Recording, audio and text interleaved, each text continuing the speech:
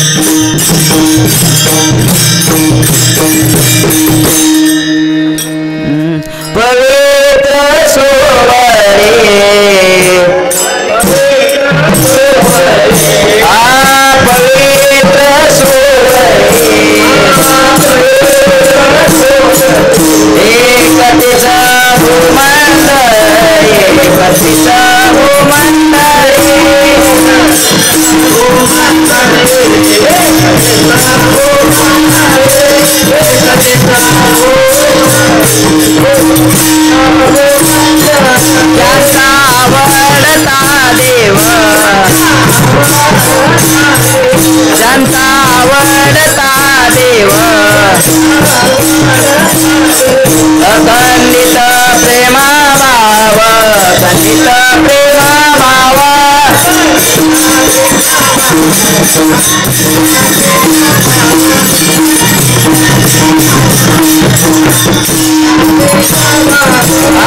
तुझा भाग्यवंते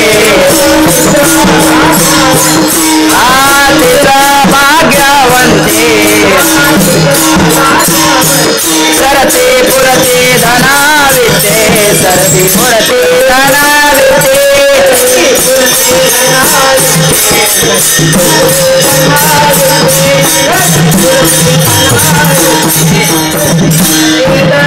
ज्यांचा आवडता देव ज्यांचा आवडता देव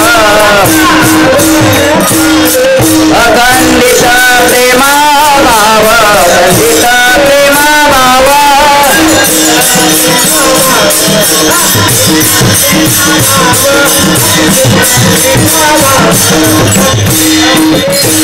तुका मने देवा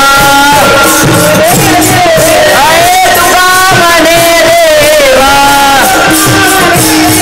त्यांची केले पावे सेवा त्यांची केले पावे सेवा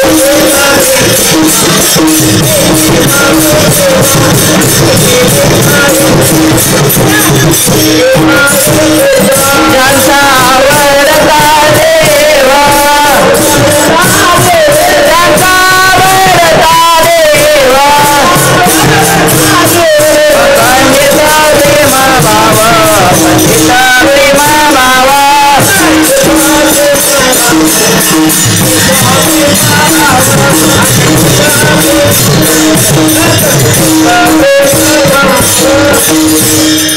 शोभार कुमार शोभार कुमार शोभार कुमार शोभार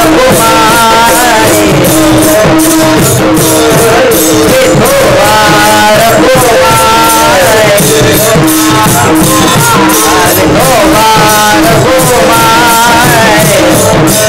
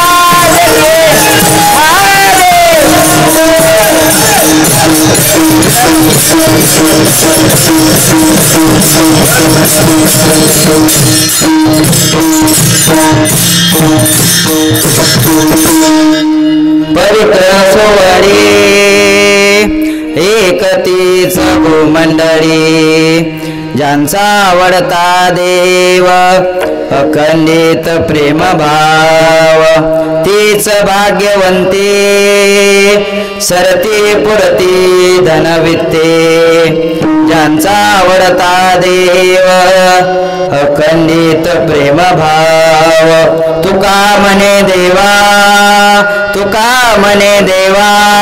त्यांची केले पावे सेवा ज्यांचा आवडता देव अखंडित प्रेम भाव विठ्ठल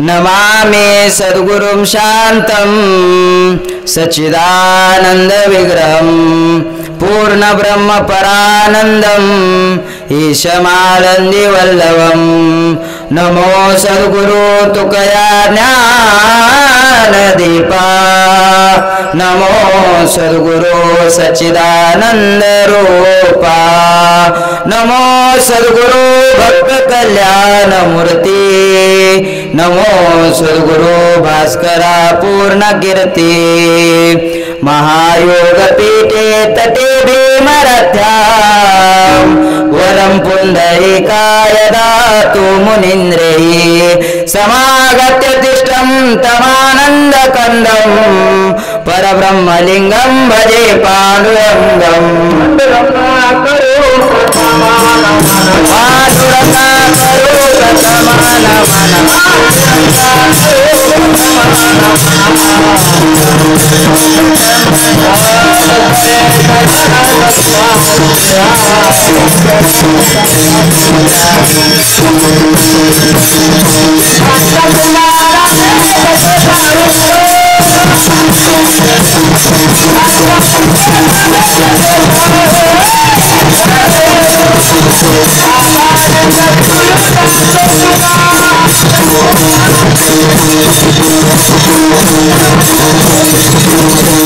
पांडुरंगा करू प्रथम नमन दुसरे चरण संतांचे त्यांच्या कृपादाने कथेचा विस्तारो बाबाजी सद्गुरु दास तुका मस्तक पायावरी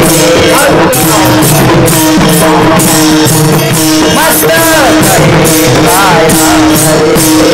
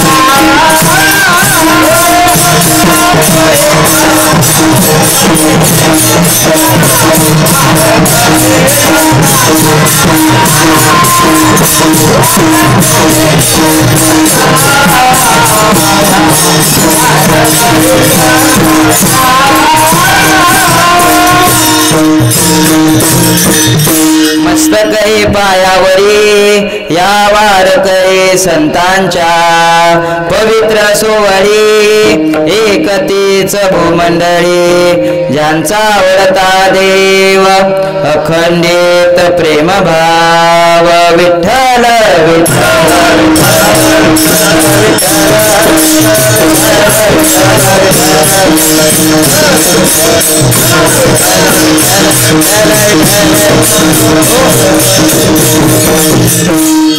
कीर्तन सुरू होण्यापूर्वी अल्पासा परिहार द्यायचा, तो म्हणजे असा.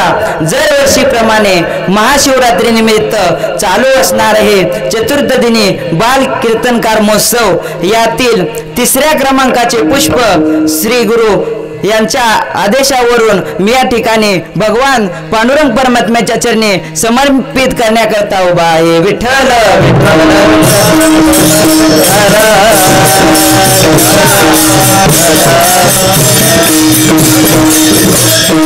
पवित्र सुवळी एकतीच भूमंडळी ज्यांचा आवडता देव अखंडित प्रेम भाव प्रस्तुत प्राप्त प्रसंगी सेवेकरिता घेतलेला अभंग जगदवंद्य जगद्गुरु श्रीमंत श्री तुकोबरायाचा असून प्राप्त भंगाच्या द्वारे श्री तुकाराम महाराज संत महात्म्यांच्या जीवनातील अलौकिक विशेषाचं दर्शन करवितात. विठ्ठल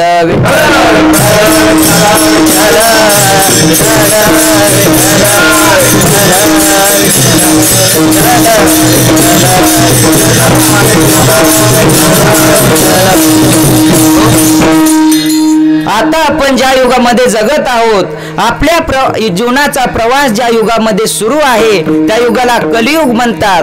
पुराणामध्ये संत ग्रंथांमध्ये 4 युगाचं वर्णन आलेलं आहे. त्यातील पहिलं युग म्हणजे कृतयुग, दुसरं युग म्हणजे त्रेतायुग, तिसरं युग म्हणजे द्वापार युग आणि चौथं युग म्हणजे कलियुग. कृत, त्रेता, द्वापार, कली अशी युगांची संख्या 4 आहे. पण बाकी इतर विषयाचं वर्णन करत बसत नाही. आपण ज्या कलियुगामध्ये राहत आहोत त्या जाता जाता त्या कलियुगाचा विषय तुम्हाला सांगून जातो. कसं ओळखावं कलियुग, काय आहे कलियुग, या कलियुगाचा निकष काय, सामान्याच्या शब्दामध्ये या कलियुगाच्या खानाखुणा काय तर ऐका. सत्य जर गरीबाच्या तोंडात आलं तर ते खोटं ठरलं जातं. सत्य जर गरीबाच्या तोंडात आलं तर ते खोटं ठरलं जातं. खोटं जर श्रीमंताच्या तोंडात गेलं तर ते खरं ठरतं. ह्या काळाला म्हणावं कलियुग. विठ्ठल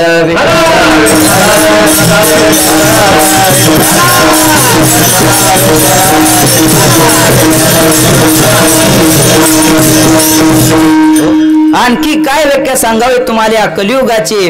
ज्यावेळेस संत महात्म्यांच्या शब्दामध्ये या कलियुगाची सुरुवात झाली त्यावेळेस या मृत्यू लोकांमध्ये अनेक साधू, जपी, तपी, संन्यासी हे आपापल्या जीवनाचा आत्मोद्धार करण्यासाठी अनेक प्रकारची साधना करत होते.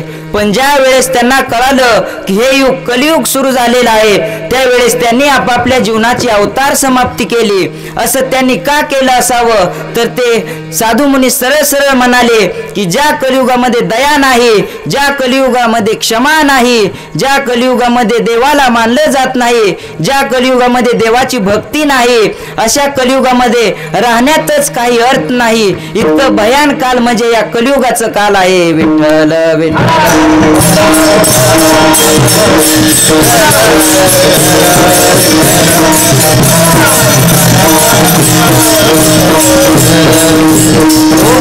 या कलियुगामध्ये माणसाकडे पहिलं गोष्ट म्हणजे धैर्य राहिलं नाही, दुसरी गोष्ट म्हणजे धीरता राहिलेली नाही आणि तिसरी गोष्ट म्हणजे या कलियुगामध्ये माणसाकडे स्थिरताही राहिलेली नाही. 5 मिनिटांमध्ये तुम्हाला सांगतो आणि परत माझ्या कीर्तनाकडे वळतो. या कलियुगामध्ये पृथ्वी पवित्र राहिलेली नाही. जर पृथ्वी पवित्र असती तर आपण ज्या काळ्या आईमधून जे अन्न पिकवतो ते अन्न सुद्धा पवित्र राहिलेले नाही. अन्न जर पवित्र असतं तर आज जन्मलेल्या 1.5 ते 2 वर्षाच्या बाळाला ज्या आजाराची नावं सुद्धा माहीत नाहीत तसले भयानक आजार होऊ लागलेले आहेत. म्हणून या कलियुगामध्ये पृथ्वी पवित्र राहिलेले नाही. दुसरी गोष्ट म्हणजे या कलियुगामध्ये पाणी पवित्र राहिलेलं नाही. या कलियुगामध्ये जर पाणी पवित्र असतं तर प्रत्येकाच्या घरामध्ये फिल्टर हा लावावा लागला नसता. तिसरी गोष्ट म्हणजे या कलियुगामध्ये हवा पवित्र राहिलेली नाही. जर कलियुगामध्ये हवा पवित्र राहिलेली नाही, मी परवाच एका लोकसत्ता पेपरमध्ये अहवाल वाचला. त्या अहवालात असं लिहिलं होतं की आपल्या भारतामध्ये 4 शहरही अत्यंत प्रदूषित आहेत, अत्यंत दूषित आहेत. त्यातलं पहिलं शहर म्हणजे दिल्ली. दिल्लीत घेतलेला एक श्वास हा 22 सिगारेट ओढल्याचा धूर येतो. तो श्वास आपल्या शरीरासाठी किती घातक असेल. दुसऱ्या क्रमांकाचं शहर आहे ते म्हणजे बेंगलोर. तिसऱ्या क्रमांकाचं शहर आहे ते म्हणजे मुंबई आणि चौथ्या क्रमांकाचं शहर आहे ते म्हणजे पुणे. ही 4 शहरे अत्यंत दूषित आहेत. या 4 शहरातील हवा आपल्या शरीरासाठी घातक आहे. या कलियुगामध्ये पृथ्वी पवित्र राहिलेली नाही. या कलियुगामध्ये पाणी पवित्र राहिलेले नाही. या कलियुगामध्ये हवाही पवित्र राहिलेली नाही. सर्व माता मौल्यांची क्षमा मागून एक वाक्य बोलतो. नात्यातील सर्वात श्रेष्ठ नातं म्हणजे ते नातं म्हणजे बहीण भावाचं नातं, पण तेही नातं या कलियुगामध्ये पवित्र राहिलेले नाही.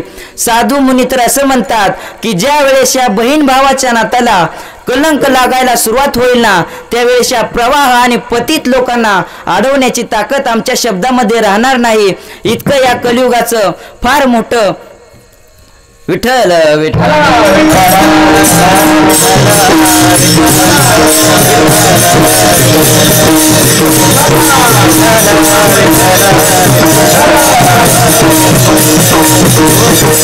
इतका फार मोठा म्हणजे या कलियुगाचा प्रभाव आहे. या कलियुगामध्ये या बहीण भावाच्या नात्याला सुद्धा कलंक लागाय सुरुवात झाली. बहीण भावाचं नातं म्हणजे कसं, सगळीकडे खऱ्या पाण्याचा झरा असावा आणि कुठेतरी कडेला कोपऱ्यात गोड्या पाण्याचा झरा असावा. तर तसं नातं म्हणजे हे बहीण भावाचं नातं. पण तेही नातं या कलियुगाने पवित्र ठेवलेलं नाही. तेही नातं या कलियुगाने दूषित करून टाकलं. त्याच्यावरही या कलियुगाने प्रभाव टाकला.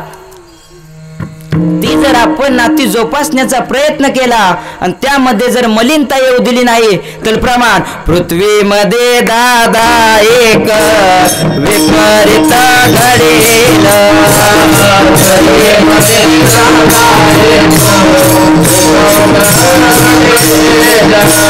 पृथ्वीमध्ये दादा एक विपरीत घडेल. बहीण भावाचा विवाह होईल.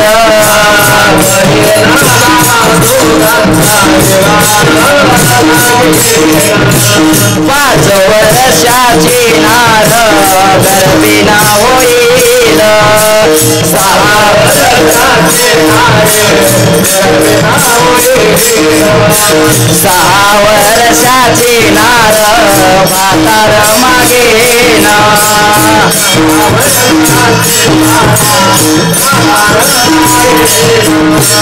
शकुन सांगवयाले यमाई माझे नाव. यमाई माझे नाव. यमाई माझे नाव.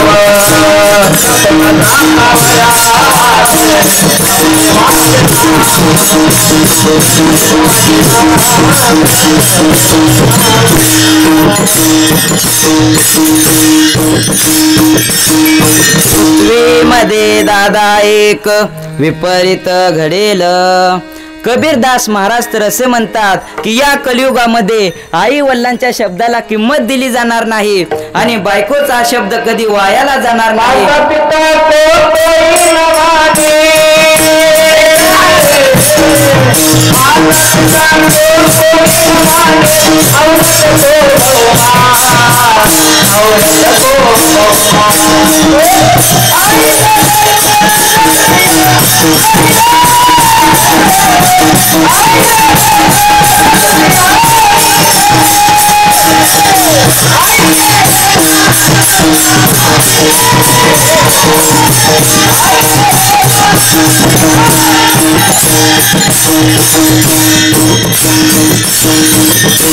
आई रे बेमान दुनिया आई रे. या कलियुगामध्ये या कोरोनाच्या कालावधीमध्ये ही छोटी छोटी मुलं आहेत ना, ती शाळेमध्ये ऑनलाईन तास करत आहेत, पण ते ज्ञान विद्यार्थी आपल्या आत्मसात करत नाहीत. विठ्ठल विठ्ठल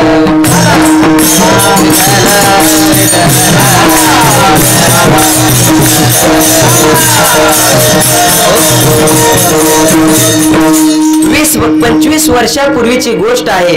एक माणूस हा त्याच्या तडफदार घोड्यावरती बसून कार्यालयाच्या दिशेने निघाला होता. अपेक्षित ठिकाणी येताच तो थांबला. कार्यालयाचे फाटक उघडून तो आतमध्ये गेला. आतमध्ये गेल्यानंतर त्याने एक समोर अशी भली मोठी पाटी वाचली. त्या पाटीवर असं लिहिलं होतं, या आणि हवी ती डिग्री घेऊन जा. असे म्हटल्यानंतर तो मनुष्य म्हणाला, वा आपली तर लॉटरीच लागली. असे म्हटल्याप्रमाणे तो मनुष्य आतमध्ये गेला. आतमध्ये गेल्यानंतर त्या मनुष्याने त्या माणसाला विचारले, मला डिग्री हवी आहे. असे म्हटल्यानंतर तो मनुष्याने त्याला भले मोठे एवढे डिग्रीचे दर पत्रक दाखवले. त्या डिग्रीचा दर ऐकून त्या मनुष्याला आधीच घाम फुटला. विठ्ठल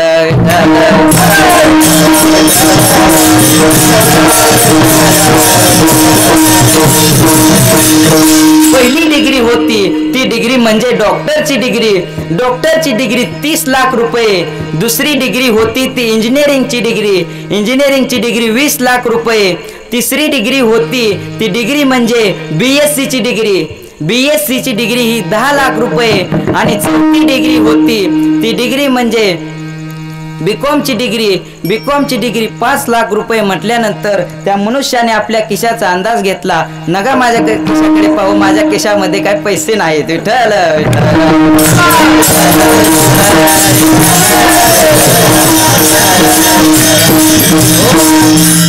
तो मनुष्य आपल्या खिशाचा अंदाज घेत म्हणाला, मला 5 लाखाची अशी BCom ची डिग्री द्या.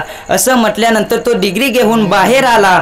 बाहेर आल्यानंतर त्याने एक कटाक्ष आपल्या घोड्याकडे नजर फिरवली आणि तो म्हणाला, आपल्याला डिग्री मिळाली, आपल्या या घोड्यालाही मिळते का पाहू. म्हणून तो पुन्हा आतमध्ये गेला आणि त्या मनुष्याला म्हणाला की तुम्ही मला जशी 5 लाखाची BCom ची डिग्री दिली, तशी या माझ्या छानशा घोड्याला 10वी 12वीची डिग्री द्या. असं म्हटल्यानंतर तो मनुष्य समोरील मनुष्याकडे हसत हसत म्हणाला, आम्ही इथे फक्त गाढवांनाच डिग्री देतो, घोड्यांना नाही.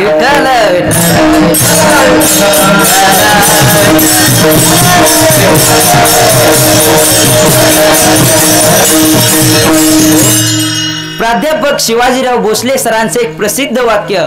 शिवाजीराव भोसले सर असे म्हणायचे की शाळेमध्ये जे तास चालतात ते तास म्हणजे नेमकं काय. पहिला टोल पडतो, शिक्षक वर्गात येतात. दुसरा टोल पडतो, शिक्षक वर्गाच्या बाहेर जातात. या 2 टोलाच्या मध्ये जी टोलवा टोलवी चालते त्याला शिक्षण असं म्हणतात.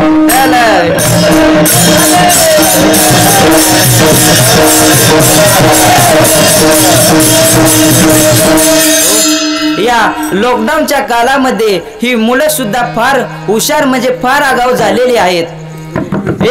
एक शिक्षक आपले ऑनलाईन तास घेत होते. त्या तासामध्ये सरांनी एक धडा शिकवला. त्या धड्यावरती सरांनी काही विद्यार्थ्यांना प्रश्न विचारले की विद्यार्थ्यांनो, घटना आणि दुर्घटना या 2 गोष्टीतील अंतर म्हणजे फरक मला सांगा. असे विचारल्यानंतर सर्व मुलंही शांत बसली. त्यातील एक विद्यार्थी हा लगेच ऑनलाईन आला आणि त्याने त्या सरांना उत्तर दिले की सर, तुम्ही ज्या खोलीमध्ये बसला आहेत ना, ती खोलीमध्ये भरपूर वस्तू मला दिसत आहेत. त्या घराला जर अचानक आग लागली ही झाली घटना, आणि तुम्ही त्यातून सुखरूप बाहेर आला ही झाली दुर्घटना.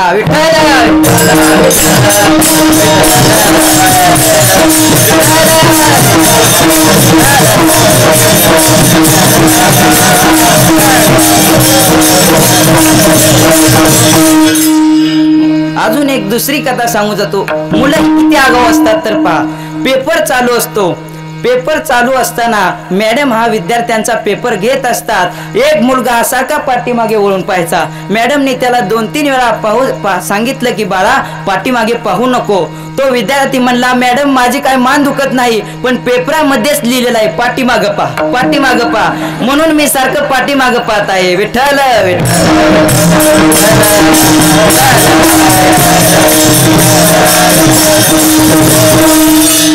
हे वर्णन झालं आगाऊ विद्यार्थ्यांचं. पण या कलियुगामध्ये शिक्षक सुद्धा काही आगाऊ झालेले आहेत. त्यातलं काय सांगतो, एक कथा सांगून जातो की विद्यार्थ्यांचा पेपर चालू असतो आणि एक विद्यार्थी हा पेपर हातामध्ये आल्यानंतर, तो पेपर आल्यानंतर सुद्धा फक्त गणपती बाप्पा सारखा गपच बसतो. मग 5-10 मिनिटांनी पेपरचं टोपण उघडतो आणि पेपर वरती आपलं नाव हे अक्षरात लिहितो.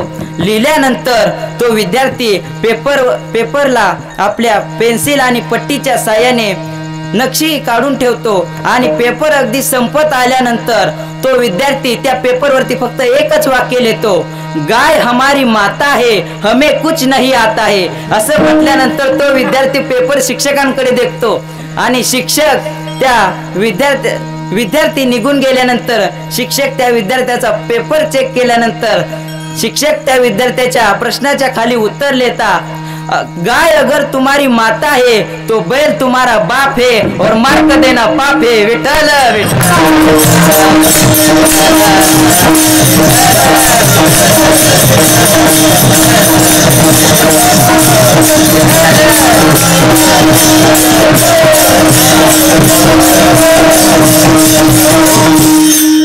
प्राध्यापक शिवाजीराव भोसले सर हे अशाच विद्यार्थ्यांना काही सांगतात की बाबा रे, तुम्हाला जर काही जमत नसेल ना तर तुम्ही आपलं सरळ चपलाचं दुकान टाकावं, ते व्यवस्थित चालवावं. लोकांना चपलाची गरज आहे.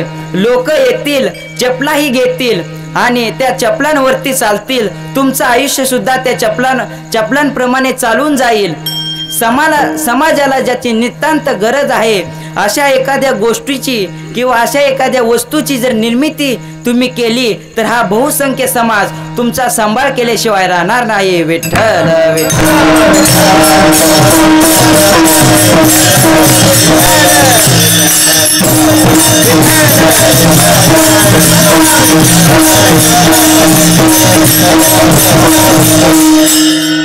हा समाज तुमचा सांभाळ केल्याशिवाय राहणार नाही. एखाद्या जर विद्यार्थ्याने त्याची 5 वर्षाची डॉक्टरकीची डिग्री पूर्ण करून आल्यानंतर ज्या वेळेस तो पहिल्यांदा दवाखान्यामध्ये नोकरी करण्याकरता येतो त्यावेळेस तो मनुष्य म्हणतो की बाबा आतापर्यंत आपल्या वडिलांनी, आई वडिलांनी आपल्याला इथपर्यंत आणण्यासाठी जे कष्ट केले, जे 5 वर्षासाठी पैसे घालवले, कष्ट केले, त्या पैशाचं चीज मला लवकर केलं पाहिजे. म्हणजे ते पैसे मला पटकन मिळवावे पाहिजेत आणि माझं जीवन, माझा संसार हा नफ्यामध्ये आणावा लागेल. म्हणून तो येणाऱ्या मनुष्याला तो गिराईक समजू लागतो. मग यावरतीच म्हणतात, जेथे सेवा घडू शकत नाही तेथे धर्म राहत नाही, जेथे धर्म राहत नाही तेथे अधर्म आहे आणि अधर्माला पापाचं स्वरूप याला वेळ लागत नाही.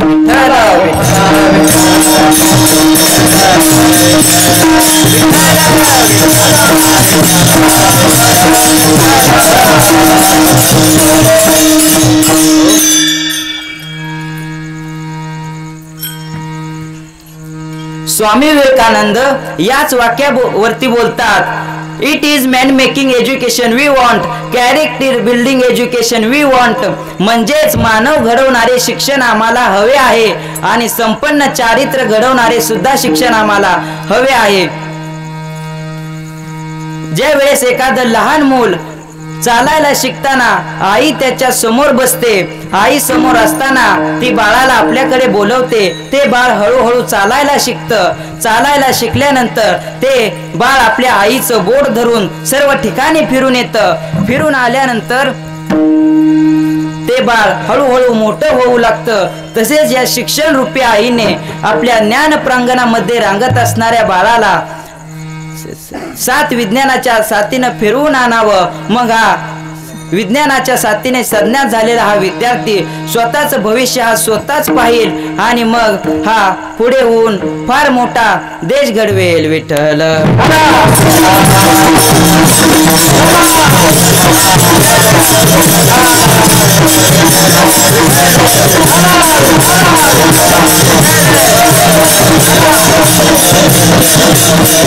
आता परत मूळच्या मुद्द्याकडे माघारी या कलियुगामध्ये हे शिक्षणाचं सुद्धा असंच वाटोळ झालेलं आहे. विठ्ठल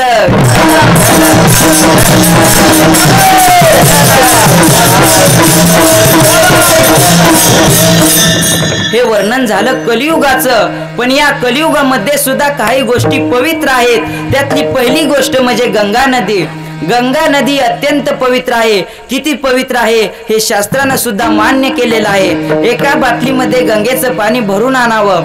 भरून आणल्यानंतर ते पाणी जरी वर्षानं पाहिलं तरी त्या पाण्यामध्ये तुम्हाला जंतू सापडणार नाहीत. तुकोबाराय म्हणतात, अरे जन्माला आल्यानंतर एकदा तरी गंगेची आंघोळ करा, एकदा जरी काशेला जा. असं म्हटल्यानंतर काही गरीब लोक नामदेवरायांना म्हणतात की नामदेवराया आम्हाला कुठली काशी आणि कुठली गंगा. नामदेवराय याच उलट त्यांना म्हणतात, जरी तुम्हाला गंगेची आंघोळ नाही करता आली, जरी तुम्हाला काशी नाही घडली, तरी तुम्ही आपल्याच टाकीतील पाणी आपल्याच बादलीत ओतून घेताना अंगावर ओतताना नुसतं वाचेने गंगा गंगा जरी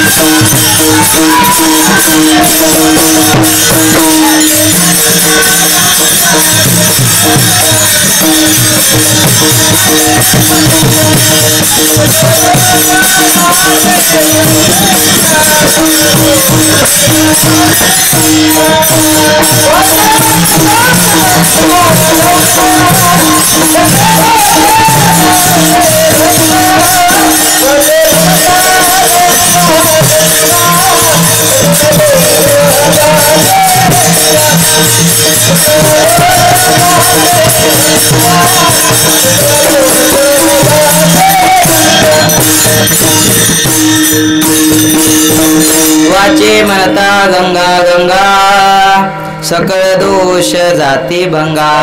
वाचेनं नुसतं गंगा गंगा जरी म्हटलं तर त्या गंगा नदीचं स्नान केल्याचं पुण्य आपल्याला प्राप्त होतं. गंगा नदीच्या खालोखाल अत्यंत या जगामध्ये दुसरं पवित्र काय असेल तर दुसरं पवित्र आहे ते म्हणजे प्राण्यांमध्ये देशी गाय.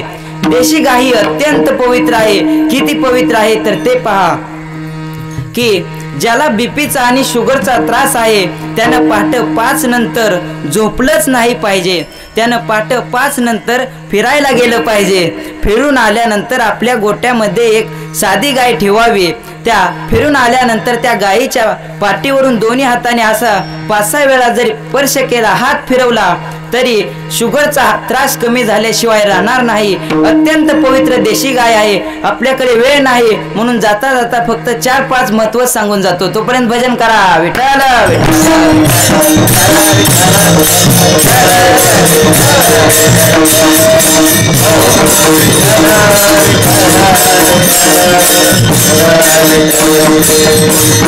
तुम्ही एरवी पहा, जर्सी गाय पहा आणि देशी गाय पहा, या दोन गायीमधील फरक तुमच्या लक्षात येईल. जर्सी गायला ओशिंड नाही पण देशी गायला मात्र ओशिंड आहे, कारण ती निसर्गानं दिलेली देण आहे. देशी गाय त्या ओशिंडाचं माध्यम कसं करते तर ज्या वेळेस सकाळी सूर्य उगवतो त्यावेळेस देशी गाय त्या सूर्याची किरण खेचून घेते आणि त्या किरणाचं परावर्तन देशी गाय आपल्या दुधात करत असते. बरं का अक्षय महाराज. विठ्ठल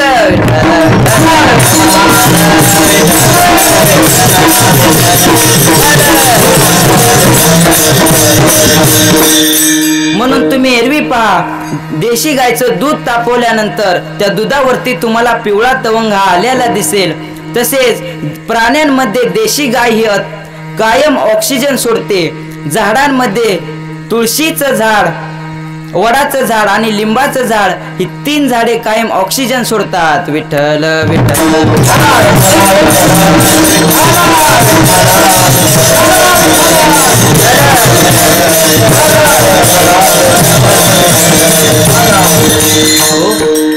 तसेच देशी गाय कायम ऑक्सिजन सोडत असते. तसेच देशी गायच्या शेणामध्ये लक्ष्मीचा वास आहे. देशी गायच्या गोमूत्रामध्ये धन्वंतरी आहे आणि देशी गायच्या कंठामध्ये शंकराचं वास्तव आहे. तुम्ही म्हणसाल कसं? तर ज्या वेळेस भगवान शंकर परमात्म्याने ज्या वेळेस विष प्राशन केलं होतं त्यावेळेस ते सर्व विष शंकर परमात्म्याने आपल्या कंठामध्ये साचून ठेवलं होतं. त्यावेळेस भगवान शंकर परमात्म्याचा कंठ हा निळा झाला होता. तेव्हापासून शंकर परमात्म्याला नीलकंठ हे नाम प्राप्त झालं. तसेच देशी गाय जर मालकाकडून जर चुकून देशी गायच्या आहारामध्ये जर विष गेलं तर देशी गाय ते विष आपल्या कंठाच्या खाली कधीच जाऊ देत नाही. ते विष देशी गाय आपल्या दुधामध्ये किंवा आपल्या शेणामध्ये किंवा आपल्या गोमूत्रामध्ये त्याचं रूपांतर होऊ देत नाही. देशी गाय शेवट मरण पावते, पण देशी गाय ते विष आपल्या नरड्याच्या खाली जाऊन देत नाही. विठ्ठल.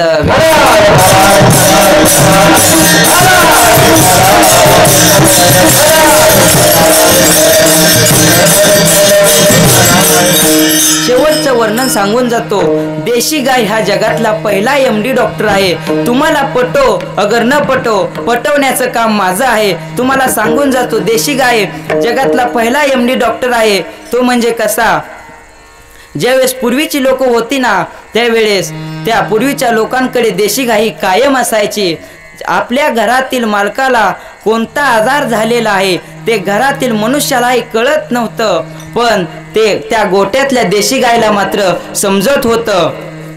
मग पूर्वीची लोक आपल्या देशी गाय ही चरण्यासाठी डोंगर दऱ्यामध्ये ज्यावेळेस सोडत होती त्यावेळेस ती देशी गाय काय करायची तर आपल्या मालकाला जो आजार आहे त्या आजाराला बरे करणारी जी वनस्पती आहे ती देशी गाय पहिल्यांदा ती वनस्पती शोधायची. मग ती वनस्पती ग्रहण करायची. ग्रहण केल्यानंतर ते औषधयुक्त रसायन देशी गाय आपल्या दुधामध्ये सोडायची आणि आपल्या मालकाचा विनामूल्य आजार बरा करणारी देशी गाय या जगातला पहिला MD डॉक्टर आहे. विठ्ठल.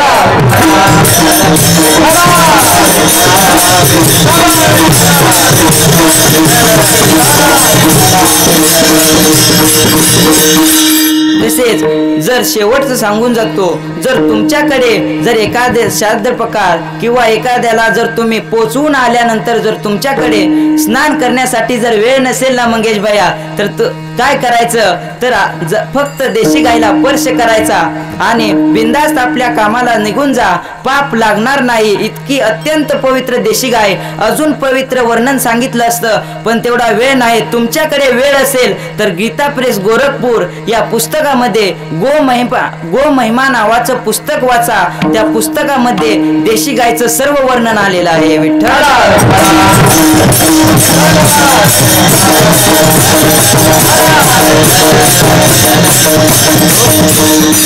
देशी गाय अत्यंत पवित्र आहे. तसेच देशी गायच्या खालोखाल घोडा हा अत्यंत पवित्र आहे. म्हणून तुकोबरायाच्या आणि माऊलीच्या रिंगणामध्ये ज्या वेळेस त्या घोड्याचं रिंगण होतं त्यावेळेस त्या घोड्याची धूळ आपल्या कपाळाला लावण्यासाठी अनेक वारकऱ्यांची गर्दी जमते. म्हणून देशी गायच्या खालोखाल घोडा अत्यंत पवित्र आहे.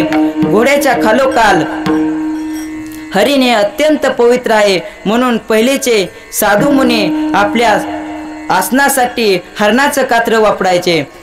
हरणानंतर धातूमध्ये सोनं ही अत्यंत पवित्र आहे. म्हणून जर एखाद्या मनुष्याने सोनं घालून जर स्नान केली तर ते सुवर्ण स्नान म्हणून ओळखलं जातं. विठ्ठल.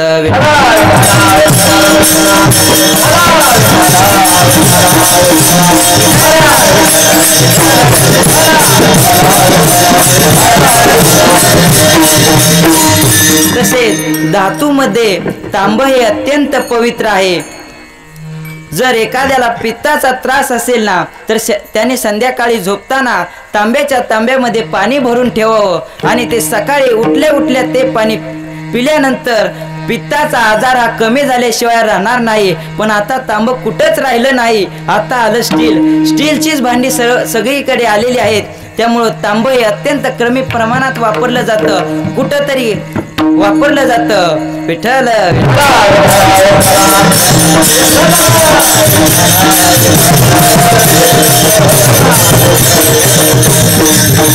तांब हे अत्यंत पवित्र आहे. वस्त्रामध्ये रेशीम ही अत्यंत पवित्र आहे आणि आसनामध्ये गोंगडी ही आसन अत्यंत पवित्र आहे. इथे बघू नका, इथे काही गोंगडी टाकलेली नाही. विठ्ठल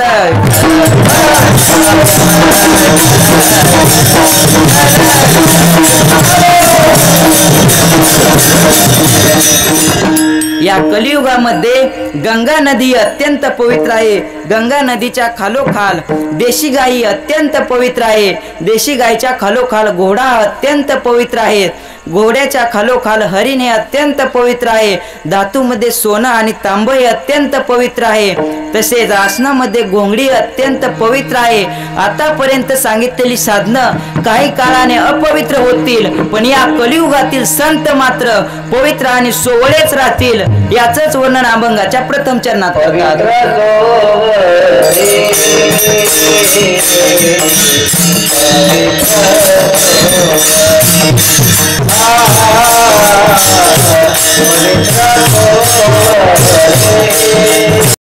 नसतं, पण आता जिथे जिथे लग्न चालू आहेत ना, तिथे गेल्यानंतर लग्न झाल्यानंतर ज्या वेळेस सप्तपदी झाल्यानंतर लग्न संपल्यानंतर ज्यावेळेस वराडी मंडळ जेवून गेल्यानंतर ज्यावेळेस नवरा बायको ही जेवायला बसतात त्यावेळेस फोटो काढण्यासाठी नवरा बायको एकमेकाच्या ताटातील उष्ट खातात. ही पद्धत कुणी जन्माला घातली तेच काही कळत नाहीत. माझ्या तर मते असं आलेलं आहे की हे पद्धत जरूर फोटोग्राफरनी जन्माला घातलेले असावे.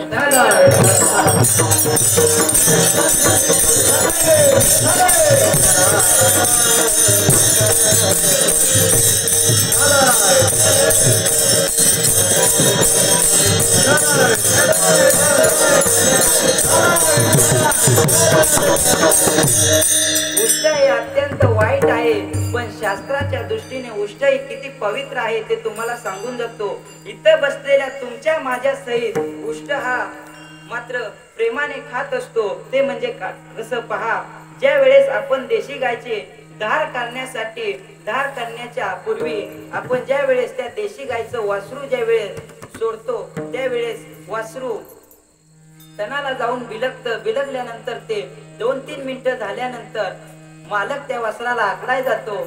मग बांधल्यानंतर त्या वासराच्या दृष्टीने मालक हा येऊ नसतो, तो मालकच असतो.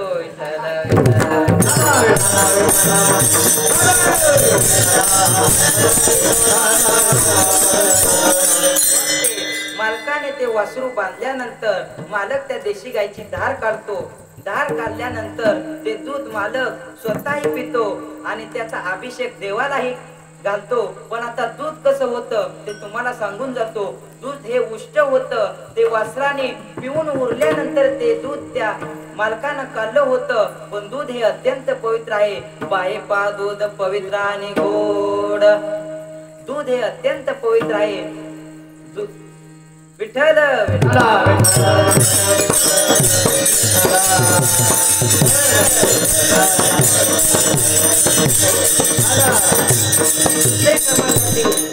कथा आहे ती म्हणजे वमनम. वमनम या शब्दाचा मराठीत अर्थ आहे उलटी, वांगटी, ओकारी. अजून दुसरा शब्द आहे का या भगतवाडी गावामध्ये? आजपर्यंत मी दुसरीकडे कुठे अजून ऐकला नाही. विठ्ठल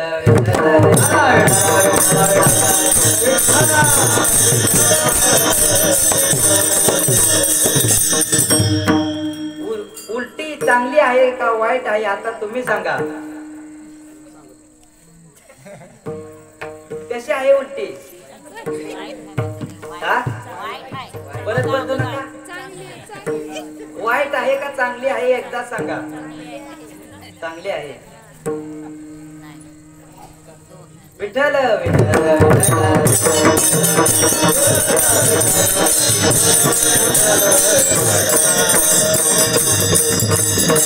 सर्व माता माऊल्यांची क्षमा मागून वाक्य बोलतो. हे वाक्य उच्चारण्यापूर्वी विचार करत होतो की महिला काय म्हणतील, म्हणून मी विठ्ठल विठ्ठल भजन घेतलं होतं.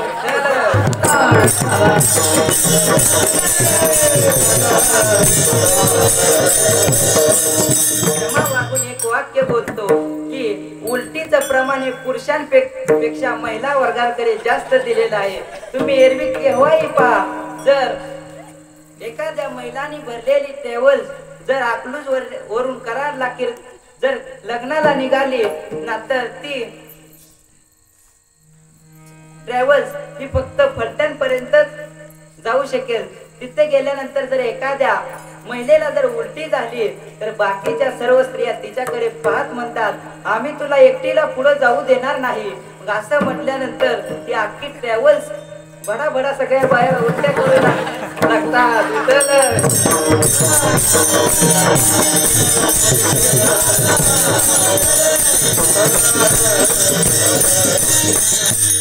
जशी एखाद्या मनुष्याने जर उलटी केली तर त्या उलटीकडे माणूस हा झुंकूनही पाहत नाही. तसं साधूचं वैराग्य आहे. हे साधू या संसाराकडे डुंकून सुद्धा पाहत नाहीत. इतकं या साधू कलियुगामध्ये पवित्र आहे. म्हणून तुकाराम महाराज म्हणतात, साधू थोर जाना साधू थोर जाना साधू थोर जाना साधू थोर जाना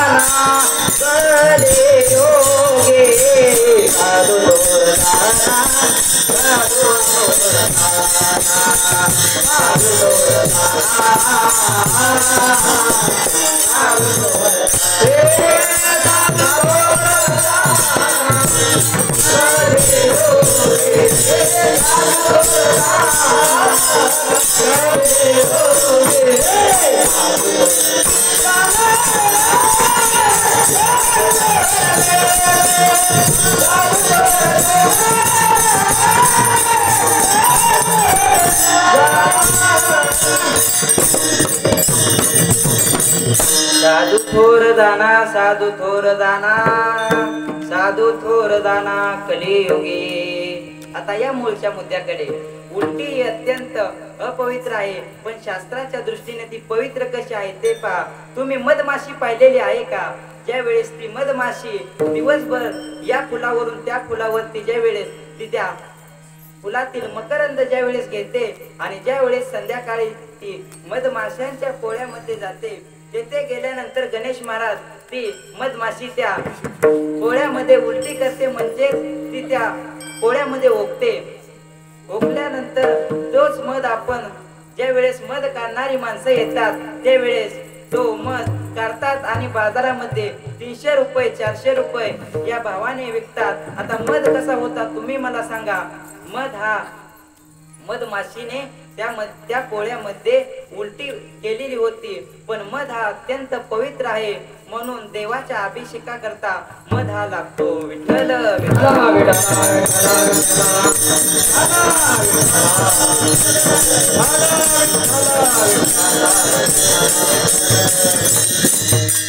तिसऱ्या क्रमांकाचा शब्द आहे ते म्हणजे वडाचं झाड. वडाचं झाड हे मात्र अत्यंत पवित्र आहे, पण त्याचा जन्म हा कावळ्याच्या विष्ठेतून आहे. पण वडाचं झाड हे अत्यंत पवित्र आहे.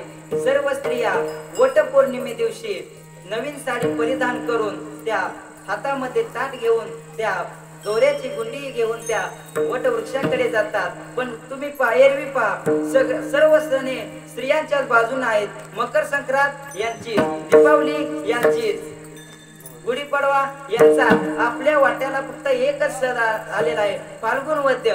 बोंबला किती बोंबला आहे तेवढं.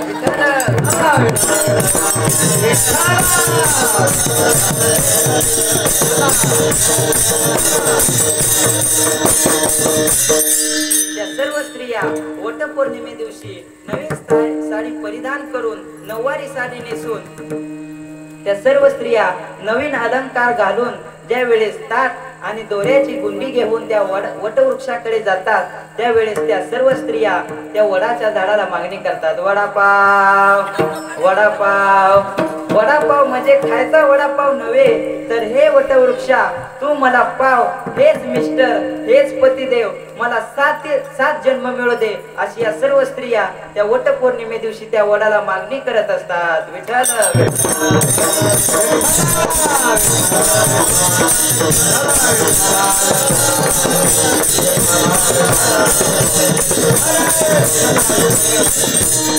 वडाचं झाड हे अत्यंत पवित्र आहे, पण वडाच्या झाडाचा जन्म हा कावळ्याचा विष्ठेतून आहे.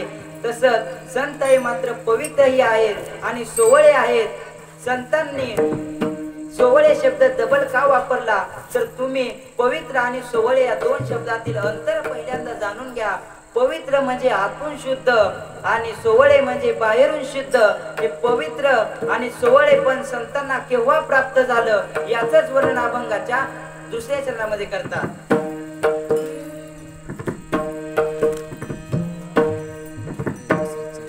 ज्यांचा वडता देवा ज्यांचा वडता देवा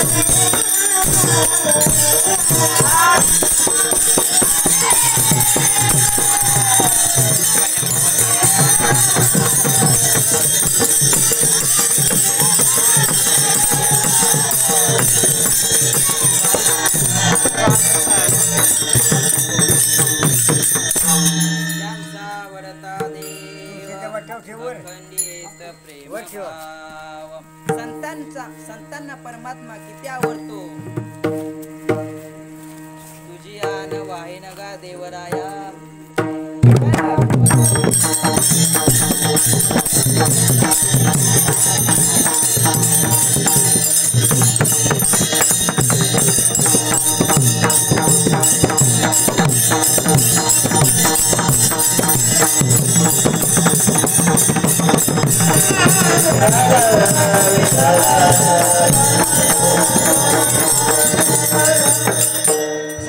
भक्तांना परमात्मा किती आवडतो. तुझी आन वाहिन गा देवराया बहु आवडशी जीवापासून या ज्यांचा आवडता देव अखंडित प्रेम भाव. देवाविषयी कधी न आटणार हे प्रेम हा भाव कधी आटत नाही. पण याचंच वर्णन महाराज अभंगाच्या 3ऱ्या चरणामध्ये करतात.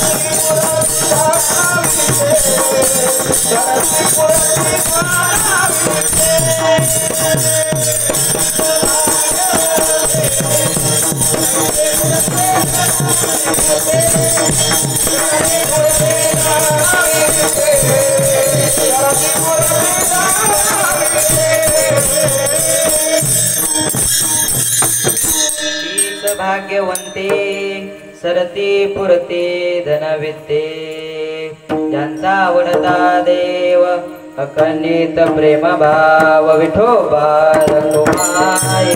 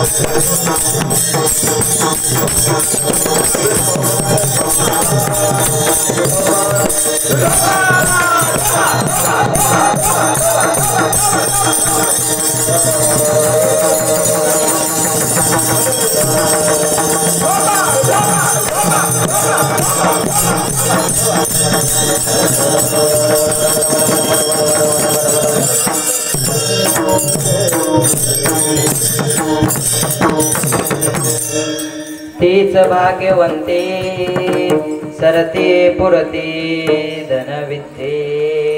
संत हे मात्र धनवानही आहेत. जाता जाता तुम्हाला एक कथा सांगून जातो. महाभारतामध्ये ज्या वेळेस कौरव आणि पांडव एकत्र होते, महाभारतातील कथा ह्या वेगळ्याच आहेत, पण आपण ज्या वरच्या सांगतो त्या वेगळ्या सांगतो. विठ्ठल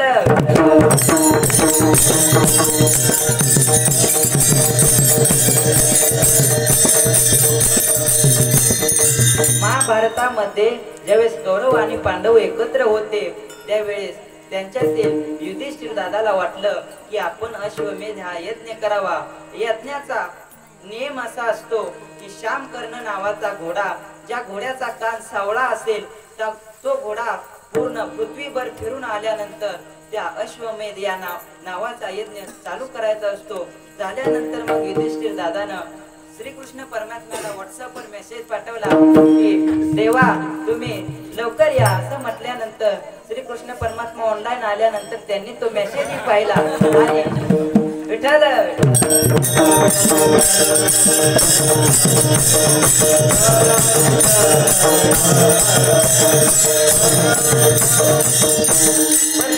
या कलियुगामध्ये ऑनलाईन आणि ऑफलाईन याशिवाय दुसरा शब्द मला माहित नव्हता, म्हणून हा शब्द मी जोडला। विठ्ठल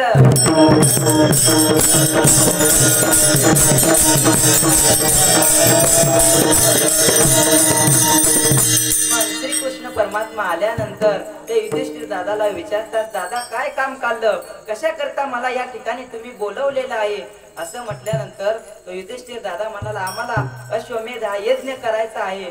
मग श्रीकृष्ण परमात्मा म्हणाला खुशाल करा यज्ञ असं म्हटल्यानंतर तो अर्जुन युधिष्ठिर श्रीकृष्ण परमात्म्याला म्हणाला की आम्हाला तुम्ही आमची सर्व कौरव पांडवांची कार्य वाटून द्या असं म्हटल्यानंतर मग कौरव आणि पांडवांची मीटिंग बसली। त्या मीटिंग मध्ये श्रीकृष्ण भगवान परमात्म्याने सर्वांना कार्य वाटून दिले। त्यावेळेस सर्वात पहिल्यांदा कार्य वाटून दिलं ते युधिष्ठिर दादाला।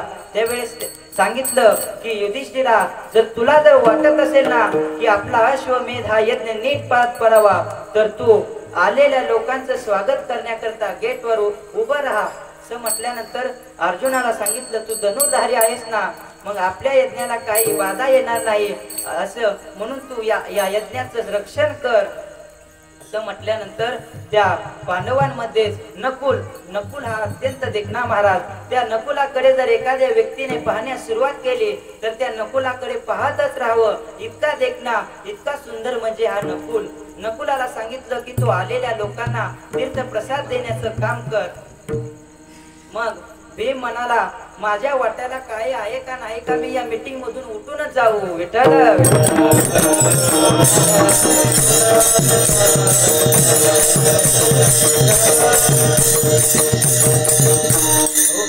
भीम हा श्रीकृष्ण परमात्म्याला म्हणाला तुमचं चालू आहे अर्जुना तू ही कर, युधिष्ठिर आहे तू ही कर, नकुला तू हे कर, मी काय करू। त्यावेळेस श्रीकृष्ण परमात्मा म्हणाला तुझ्या आवडीचं काम, तू आलेल्या लोकांना फक्त भोजन वाढण्याचं काम कर असं म्हटल्यानंतर आणि शेवट अर्जुनानं विचारलं आम्हाला आमची कार्य कळाली पण आमचा मेन कोण असं म्हटल्यानंतर श्रीकृष्णाने उत्तर दिलं की तुमचा मेन म्हणजे दुर्योधन म्हटल्यानंतर अर्जुन आतून संतापला। तो म्हणाला यज्ञ आमचा सर्व आमचं पण खजिनदार मात्र विरोधी पार्टीचा असं म्हटल्यानंतर शेवट तो श्रीकृष्ण परमात्मा होता, त्याच्या पुढे कोण काय बोलणार। पाहता अक्षय महाराज यज्ञ सुरू झाला, यज्ञाचा पहिला दिवस उजाडला, लोक येऊ लागले। मग युधिष्ठिर दादा त्या गेटवर उभं राहून सर्वांचं स्वागत करत होता, आगतम स्वागतम सुस्वागतम असं म्हटल्यानंतर अर्जुन हा रक्षण करत होता, नकुल हा सर्वांना तीर्थप्रसाद देत होता, तसाच भीम सुद्धा आपलं कार्य करत होता। तो येणाऱ्या लोकांना पत्रवाळी वाढायचा, दुरण वाढायचा, काय त्या संत महात्म्यांची पंक्तीचा त्यामध्ये गुलाबजाम, बासुंदी, जिलेबी, वरण भात, नका तुमच्या तोंडाला पाणी सुटून देऊ। विठ्ठल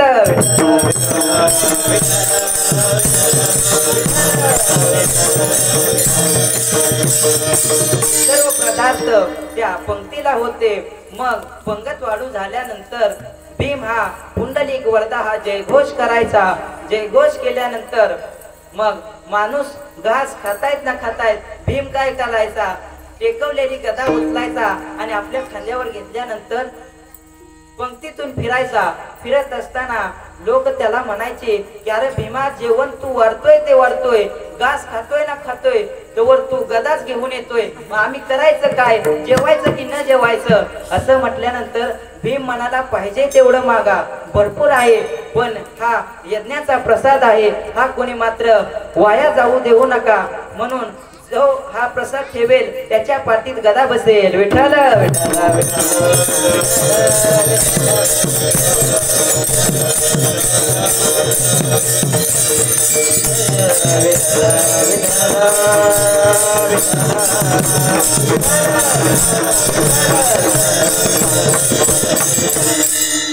जो तो आपापलं कार्य करत होता. मग दुर्योधनानंही आपलं कार्य सुरू केलं. दुर्योधन म्हणाला, आता खुद्द ही पांडव आपल्या तावडीत सापडलेली आहेत, यांचा आता पिठाच पडायचा. असं म्हटल्यानंतर त्यानं वाटण्यास सुरुवात केली. एखाद्या जर शेतकऱ्याला 10 गायी पाहिजे असेल ना, तर दुर्योधन त्याला 100 गायी देऊन टाकायचा. एखाद्या कीर्तनकाराची दक्षिणा जर 10,000 असेल तर त्याला 30,000 लगेच देऊन टाकायचा. विठ्ठल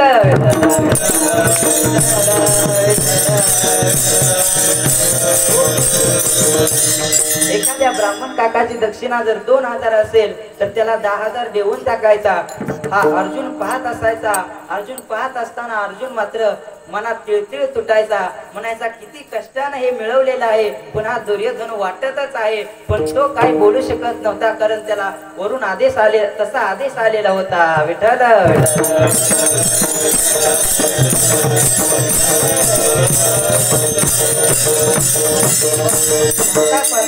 यज्ञाचे महाराज 10 दिवस पार पडले. पार पडल्यानंतर अर्जुनाला 11व्या दिवशी भला पहाटे जाग आली.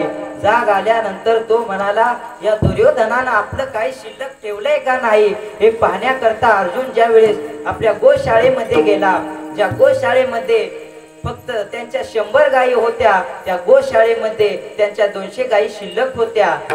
धान्याच्या गोडाऊनामध्ये गेल्यानंतर ज्या गोडाऊनामध्ये त्यांची 100 पोती होती, तिथे 200 पोती ही शिल्लक होती. वस्त्रदालनामध्ये सुद्धा तसंच दुप्पट पाहता भल्या पाठी त्या अर्जुनाला घाम सुटला. घाम सुटल्यानंतर तो 100च्या पिंडे चिकचिक चिकाट श्रीकृष्ण परमात्म्याकडे गेला आणि परमात्म्याला म्हणाला की, श्रीकृष्ण परमात्मा हे काय पाहतोय? तर आता मी जाऊन आलो, गोशाळेमध्ये गेलो, जिथे 100 गायी होत्या तिथे अजून 200 गायी शिल्लक होत्या. सर्व ठिकाणी आमची दुप्पट वाढ झालेली आहे. ते कसं? त्यावेळी श्रीकृष्ण परमात्मा म्हणाला, नाद करायचा नाही. असं म्हटल्यानंतर अर्जुन म्हणाला, अरे बरोबर आहे तुझं, नाद करायचा नाही, पण हे झालं कसं ते तरी सांग. असं म्हटल्यानंतर श्रीकृष्ण परमात्म्याने सांगण्यास सुरुवात केली की, दुर्योधनाच्या डाव्या हातावर हे माशाचं चिन्ह आहे. ज्याच्या डाव्या हातावर माशाचं चिन्ह असतं तो जेवढा वाटत राहतो त्याच्या दुपटीने त्याला मिळत असतं. दुर्योधन हा फक्त वाटतच होता, पण त्याला सुद्धा माहित नव्हतं की आपण जेवढं वाटतोय तेवढं आपल्याला परत त्याच्या दुपटीने माघारी मिळणार आहेत. याचंच वर्णन म्हणजे सरते पुरते धनविते. आणि अशा संतांची सेवा केली तर ती देवाला पावते. याचंच वर्णन महाराज अभंगाच्या 4थ्या चरणामध्ये करतात. तुका म्हणे देवा, तुका म्हणे देवा, तुका म्हणे देवा, तुका म्हणे देवा, तुका म्हणे देवा, देवा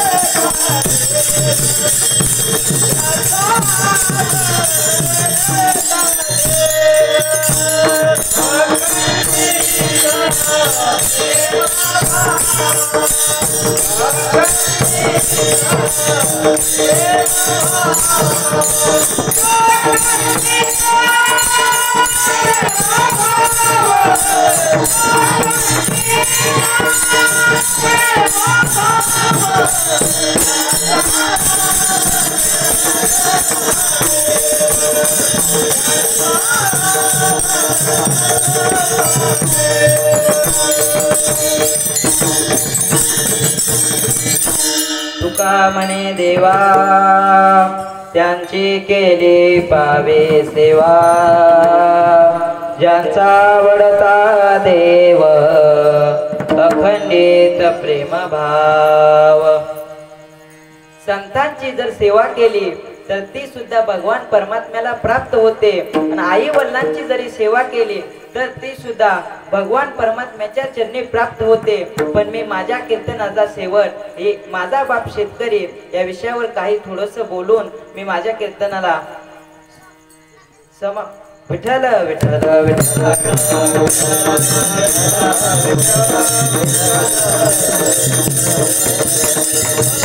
काही या बाप नावाच वैशिष्ट्य करून माझ्या कीर्तनाला मी पूर्ण विराम देणार आहे. इंद्रजित भालेरावांची बाप नावाची कविता शिकवत होते. शेतामध्ये माझी कोप, तिला बोराटीची झाप, तेथे राबत कष्ट तो माझा शेतकरी बाप. ही कविता शिकवत होते. शिकवत असताना कविता शिकून संपते. शिकून संपल्यानंतर एक विद्यार्थी उठून उभा राहतो आणि तो त्या शिक्षकांना म्हणतो, तुम्ही शिकवलेली कविता ही मला समजली, तुमच्या कवितेचाही अर्थ मला समजला. तुमच्या कवितेतील बाप शेतकरी आहे आणि माझ्या वास्तव्यातील बाप सुद्धा शेतकरी आहे. या बापाची एक कविता आहे. त्या कवितेची 2-3 फक्त कडवी पाठ आहे तेवढी म्हणतो. बाप स्वाभिमानी बाप कनक करा, त्याच्या घामाच्या थेंबाना हिऱ्या मोत्याचा रुबाप, त्याची पहाडाची छाती, त्याचे हृदय गुलाब, त्याच्या घामाच्या थेंबाना हिऱ्या मोत्याचा रुबाब. बाप तलवार ढाल, बाप पेटते मशाल, बाप जागतो मनोन घर झोपते कुशाल. बाप घराचा तो पायाई, कळस त्यावर जेव्हा कचतो न पाया, तेव्हा कोसळते घर. उलाढाली करतो हा बाप फक्त घरासाठी, शिव्या शाप या जगाचे बाप घेतो साऱ्या माती. घर बायको मुली यांना जगविण्यासाठी बाप होतो वेडा पेसा, एका पैशासाठी. बाप म्हणजे जणू वाल्या पोळ्याची जमात, त्याच्या पापामध्ये कोणी नाही वाटेकरी होत.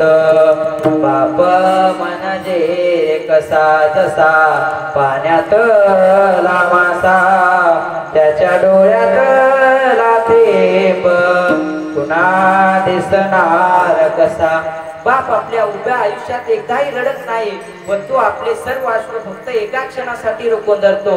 बाप साठवे तो अश्रू वाट पाहे त्या क्षणाचे, जन्मभराचे रडतो लेक जाताना सासरी, लेक जाताना सासरी. ज्याने जपले मुलांना तळ हाती पाकळ्यात, अशा बापासाठी यावे थोडे आसवे डोळ्यात. बाप म्हणजे जणू की एक झाडच बोली, बाप म्हणजे मुलांची जणू अव्यक्त माऊली, जणू अव्यक्त माऊली, जणू अव्यक्त माऊली. ज्ञानेश्वर माऊली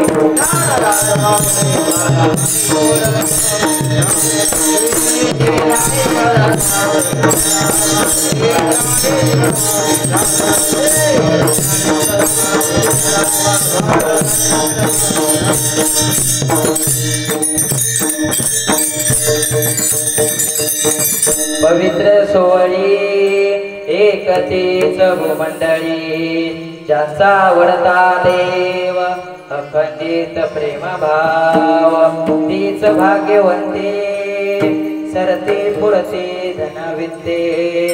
ज्यांचा आवडता देव अखंडित प्रेम भाव, तुका म्हणे देवा, तुका म्हणे देवा त्यांची केली पावे सेवा.